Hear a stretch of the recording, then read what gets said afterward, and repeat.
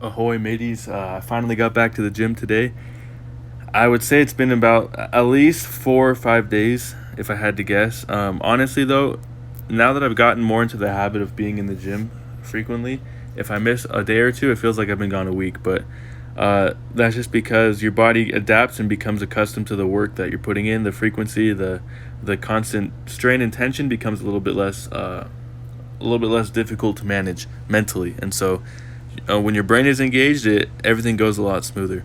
So today I figured I'd try squatting. So if anyone doesn't know, I don't know if you can tell from the angle here, but I have a little boot on my right foot. My toe is broken, and today is the first time I tried squatting since that happened. And so I've already tested it out. That's why I'm not worried. I wasn't worried today because I've tested it out. I've done body weight squats and stuff like that, and literally no pain whatsoever. The shoe helps in part because it's a wide and flat, stable platform, but also because I'm balancing on my heels more than my toes when I squat, so it all works out. So I warmed up here with the 35s. This should be 115 pounds if I'm not mistaken.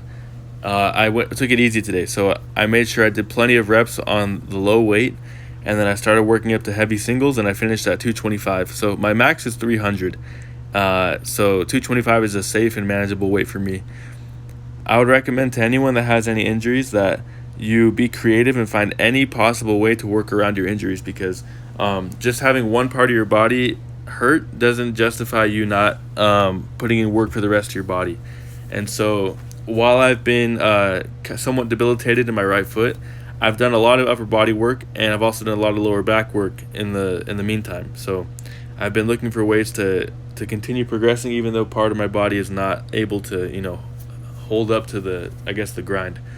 I'm trying to think if I want to share anything extra special today. So, if anything, I want to talk about planes of motion that I'm sure most people understand in principle, but don't actually know what the term is.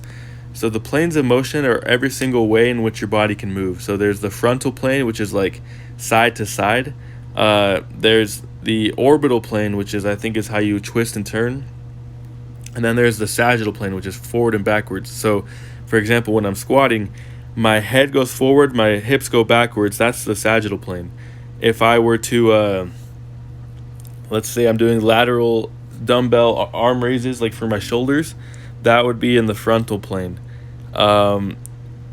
There's something I wanted to talk about, which is strength. And strength to me is defined as your body's ability to resist injury within a range of motion, like your body's ability. So there's like a vertical line or a horizontal line, or like a hard set line that your body's structure follows. So like when you're standing straight up, your body locks into that position because that's the easiest way for your body to maintain itself with your skeletal structure.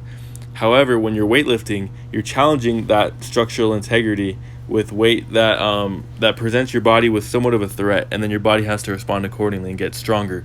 So I think your strength is defined as your body's ability to resist any negative consequences while going through a risky range of motion, or a risky plane of motion, if that makes sense. Like right here, leaning forward, right? If I wasn't prepared to handle this weight that I'm about to lift, I would fall straight forward and hurt myself, or like my back would give out or something. But because I've been able to gradually build up, this is a weight that's easily manageable, and it's although I'm working to lift it, it's not anything that compromises my body's integrity. So that's all I wanted to say is, if you're considering trying to get strong, you need to consider multiple ranges of motion, or planes of motion. You need to find different angles to work out, different angles to challenge yourself. That's why I would recommend not a body weight, like a heavyweight squat to anybody that's listening. So most people, when they squat, they tend to cheat themselves out of the range of motion, and they do this in two ways. So first is they tend to spread their feet super extra wide, and that way it forces them to only be able to do a limited range of motion. And also when they squat, they tend to stay too upright. And I had this problem as well, because I figure that's just how you're supposed to do it. But a full squat is like a 3/4, if not a full body exercise. Like obviously it doesn't work your arms so much, but when you do it correctly, you kind of fold into yourself like a lawn chair. And the line, if you could draw two lines, the angles from your ankle to your knees, and then from your hips to your upper back, those two lines should be at least parallel. If not, your upper body should be leaning a little bit forward.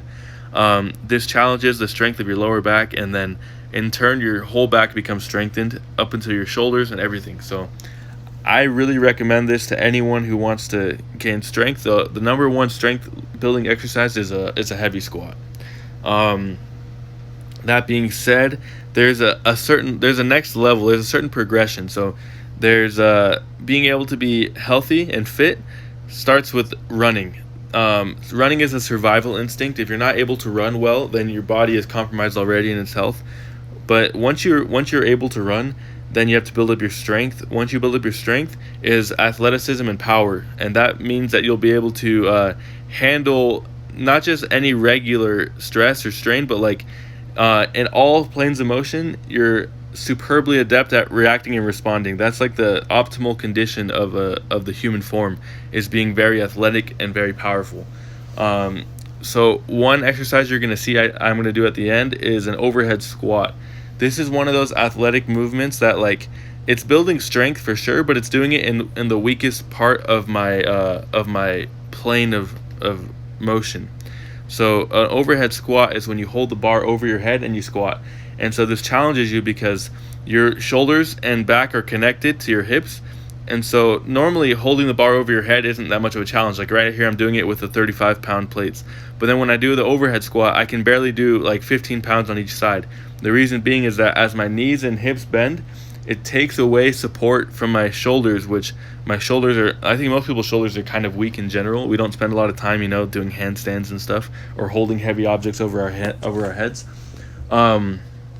It's a beautiful exercise, and it's prepared me very well to be able to do heavier movements like this, like the I think they call this a strict press, or like just a shoulder press.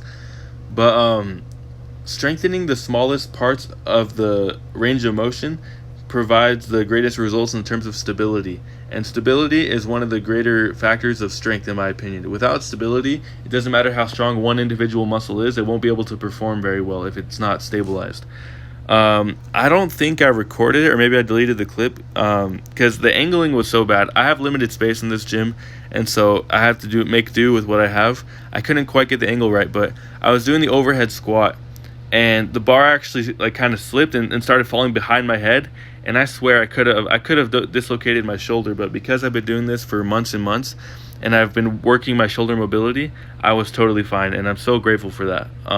It's really such a blessing to be able to avoid injury in any regard, because my toes are already broken. Imagine if I dislocated both of my shoulders. That'd be the stupidest freaking thing ever. Anyways, there's one simple exercise I would recommend to anyone, and I just call it the Passover, because it's a fun, cool name, because of the biblical whatever. But basically, you take a bar, like a light bar or a band or something that you can hold like in a wide grip.